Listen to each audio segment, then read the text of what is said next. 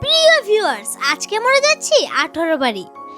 আজকে আমরা দেখাবো মানুষ চাইলে একদিনে কত কিছু করতে পারে।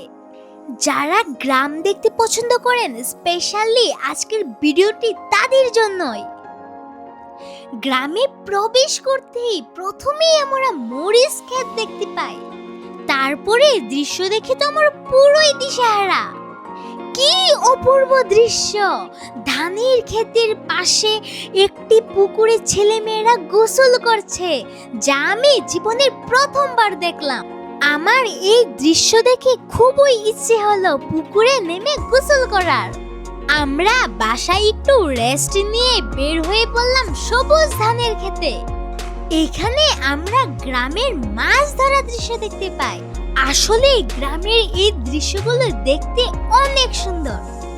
আমার মা ও আন্টি তো ঘুরে ঘুরে প্রকৃতির এই সুন্দর দৃশ্যগুলো উপভোগ করছে। আরে বাহ, তারা তো এই বনের খের পেয়ে পুরোই আনন্দে মাতোয়ারা। আমরা অনেক খুশি, তাই তো আমরা সবাই মিলে একটি আনন্দের লাফ দিচ্ছি। আসলে এত সুন্দর দৃশ্য দেখে সবাই অনেক খুশি, আমার মা বাবা অনেক খুশি। আমি আগেই বলেছিলাম আমার মা সুন্দর দৃশ্য পেলে ঘুরে ঘুরে প্রকৃতি অনুভব করে।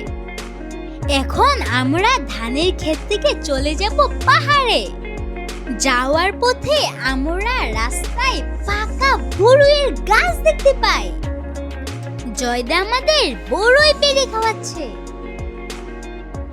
আরো দেখতে পাই কফি ও আলু ক্ষেত।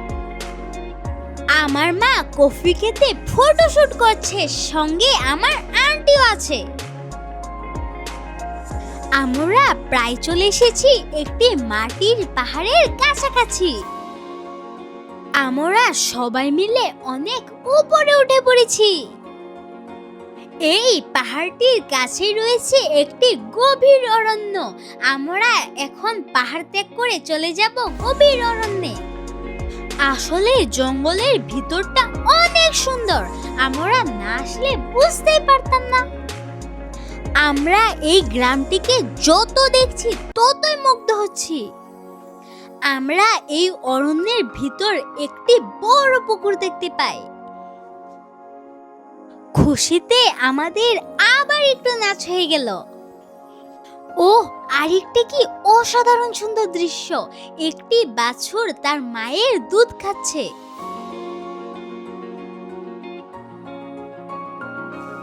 আমরা এখন চলে এসেছি আমাদের বাড়ির ধারে।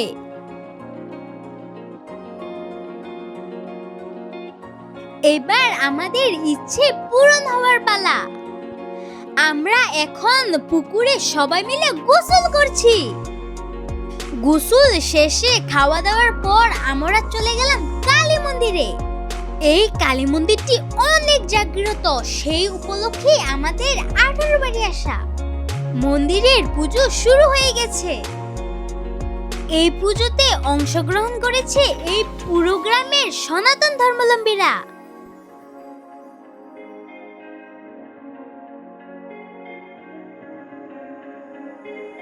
পূজা শেষে আমরা সবাই চলে গেলাম বাসায়।